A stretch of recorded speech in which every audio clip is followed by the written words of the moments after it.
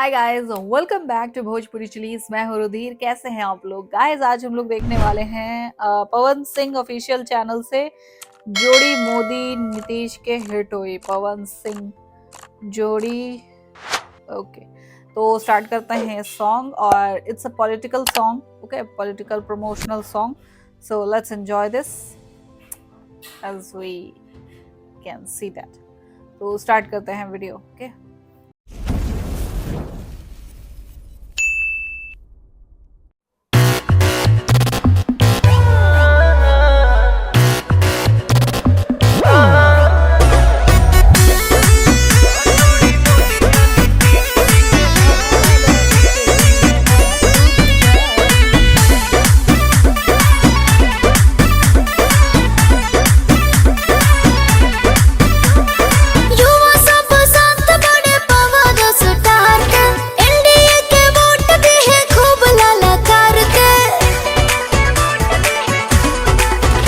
भाई बोला तो बिहार सुनी पवन के पुकार बम्पर जीत होई जोड़ी मोदी या नीतीश जी के हिट होई जोड़ी मोदी या नीतीश जी के हिट होई हाँ जोड़ी मोदी या नीतीश जी के हिट होई जोड़ी मोदी या नीतीश जी के हिट होई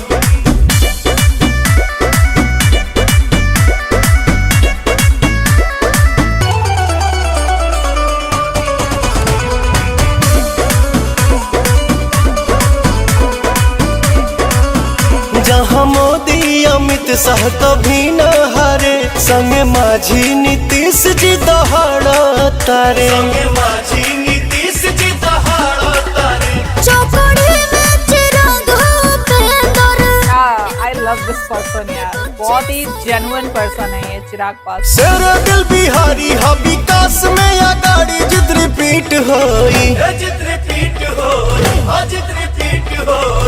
जोड़ी मोदी या नीतीश जी के हिट होई जोड़ी मोदी या नीतीश जी के हिट होई जोड़ी मोदी या नीतीश जी के हिट होई जोड़ी मोदी या नीतीश जी के हिट होई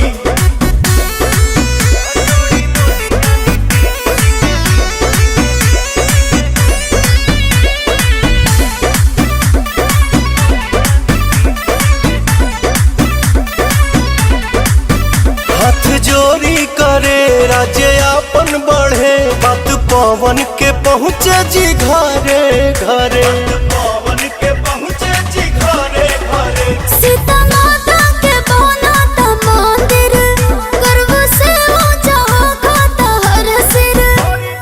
करी जे विकास राउर पूरा करी आंसू है हित होई उहे हित होई उहे हित होई जोड़ी मोदी या नीतीश जी के हिट होई जोड़ी मोदी या नीतीश जी के हिट होई जोड़ी मोदी या नीतीश जी के हिट होई जोड़ी मोदी या नीतीश जी के हिट होई मोदी या नीतीश जी के हिट होई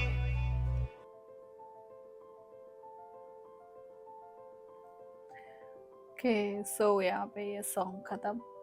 और वाओ, नाइस सॉन्ग। मैंने कहा था ये एक चुनावी प्रचार का सॉन्ग है, राइट?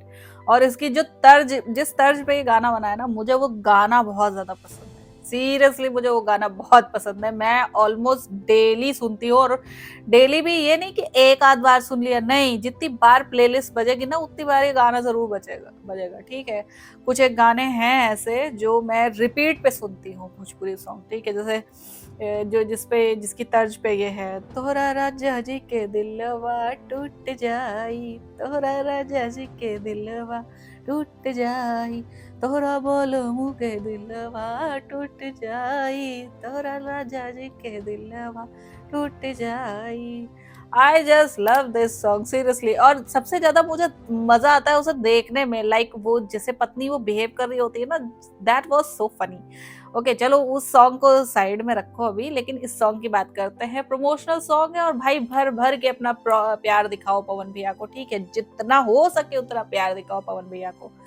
ठीक है, कोई रोक टोक नहीं, कोई कुछ नहीं। ओके, कोई हेजिटेशन नहीं, बिना दिमाग में कोई हेजिटेशन लाए, just vote him. Okay, so I hope आप लोग को रिएक्शन पसंद आया होगा। अगर अच्छा लगा हो देन प्लीज लाइक और शेयर जरूर करना। मैं मिलूंगी नेक्स्ट वीडियो में। बाय।